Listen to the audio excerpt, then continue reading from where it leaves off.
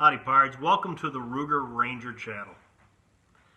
This is a little project I'm going to go on in the next few years, and I'm going to spend some time learning everything I can about Rugers because I like Rugers. I'm a Ruger fan. I like Rugers, and one of the reasons I like Rugers is the first gun I carried when I started working was a Ruger Police 6.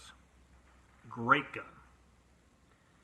And ever since then I've been a fan of Rugers. So I thought what I'd do is make this channel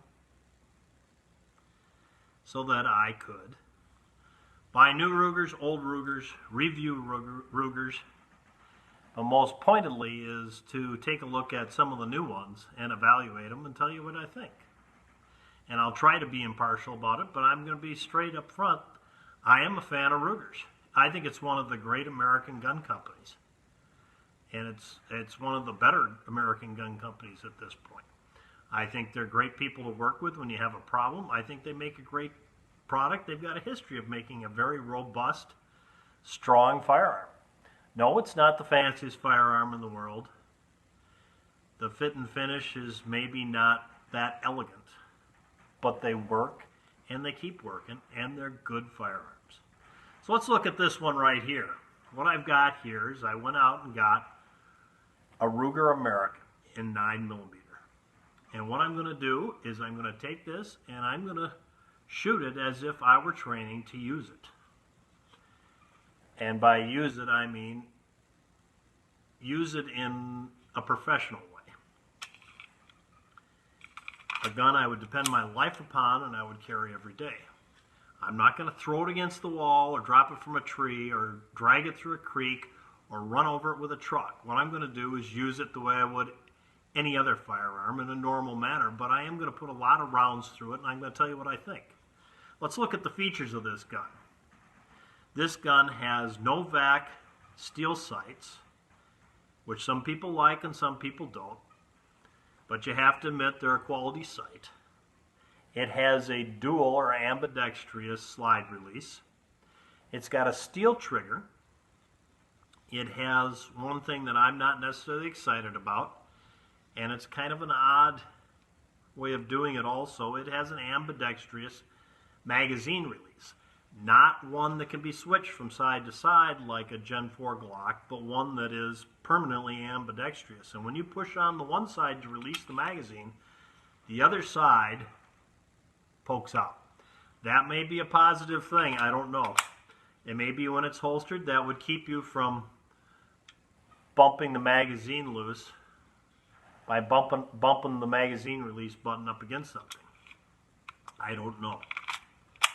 That's one of the things I'm going to be interested to see is by using this, carrying it, shooting it, if I have any instances that bother me about that. Initially, that's what I would be concerned about with something like that. One thing this gun does have that I like is no magazine disconnect. If you're going to do a tactical reload, you can do it with this gun. You can take your mag out, put a new one in, you've still got a round in the chamber. You can fire this gun without having a magazine in it while you're doing the tactical reload if you have to. The magazines are very nice magazines, steel magazines with a nickel Teflon coating that has a slick finish that's kind of a buttery slick finish feel to it. Very nice magazine. It comes with two of those magazines. They're 17 round in 9mm, 10 round in their 45 ACP version. This gun has no manual safety on the outside of it. It's what they consider their Pro Series, and right now that's all they're producing is this exact model and the 45 in the Pro Series. This gun has a 4.2-inch barrel.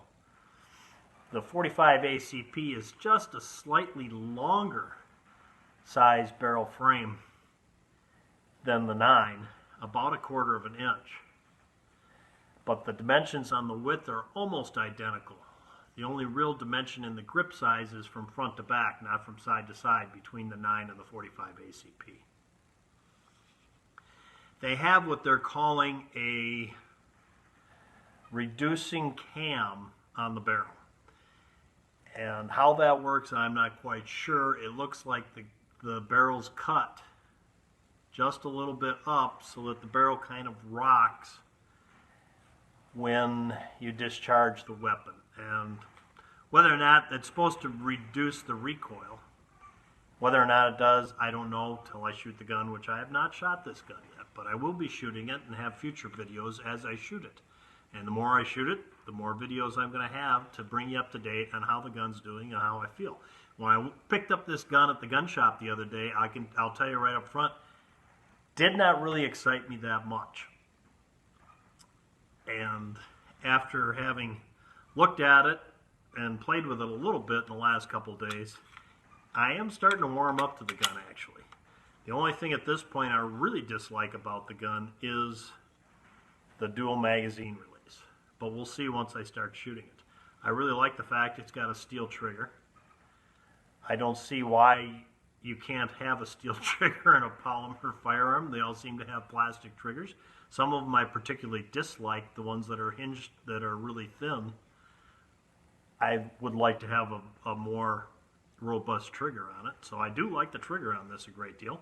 Full Picatinny rail on the front, if that's what you like. I've never had any problem putting attachments on my Glocks with their proprietary rail system that is very nice in how it's like a bar of soap on the front. You really don't notice it's even there. You know, these Picatinny rails systems they put on, or the Picatinny rails they put on handguns like this, I'm not that enthusiastic about it because they usually are, like this is, kind of sharp and jabby on the front. And in a concealed carry situation, if you're not hanging stuff on there, which I rarely do, hang anything on a gun like this. For home use, yeah, I'll put a flashlight and laser on it maybe, but I would never do that for one I was carrying. But that's me. And so in that situation, this is not positive to me. But if you're carrying that kind of stuff on your gun, it's going to be a positive to you. Other than that, I think I've pretty much covered most of the features here. Of course, it's got a interchangeable back strap that comes in 3 sizes, and I'll probably be putting the smaller size on, not because I want a smaller grip, but I have no problem with a smaller grip, but it's going to have a little less hump here, I think, and I feel that hump there is kind of, you know, it's quite similar to the Glock hump, where when you bring it up on target, you're going to have to actually bring your gun up a little bit, because your natural point when you bring it up on target is going to be lower than you want it to be. And having trained with a 1911 quite a bit, something closer to that kind of straight back strap works better for me. And I think that smaller one looks like it'll work better for me, so that's why I'm going to switch it out to the smaller one to start with and see how that goes. There's been some talk on YouTube about the gun rubbing your first joint of your thumb here raw, and when I hold the gun properly like you should a firearm, well, I don't know how that's possible, but we'll see when I shoot it what happens. But right now I just can't see that being an issue. But again, that's why we're going to shoot it. That's why we're doing this. And I'm going to inform you of what I found and see what we can make some sense out of this. Got a lot of little interesting angles on this gun, and some of them are clearly probably just there for looks, but most of them have a function. Like the back end here, the top of the slide has angles on it and tapers it down in a little bit. It's a unique looking gun because it's kind of boxy looking, but yet by all these little angles they put on the tops of the slide, on the back, on the front of the slide, it kind of gives it a soap bar effect. So it's kind of nice for a concealed carry type thing. There are still a few sharp points on it that I'd like to see go away, but mostly not, even though it does kind of look like a real edgy kind of thing. Overall, one positive thing it has going for it is you can disassemble this gun without pulling the trigger, which is nice. If you can design it that way, it should be designed that way. It has a very low bore axis.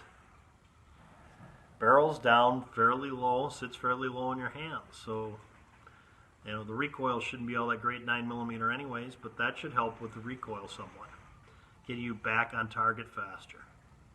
So there you have it, guys. There's the Ruger American we've got in our project that we're going to shoot and see what we think about it and report back to you.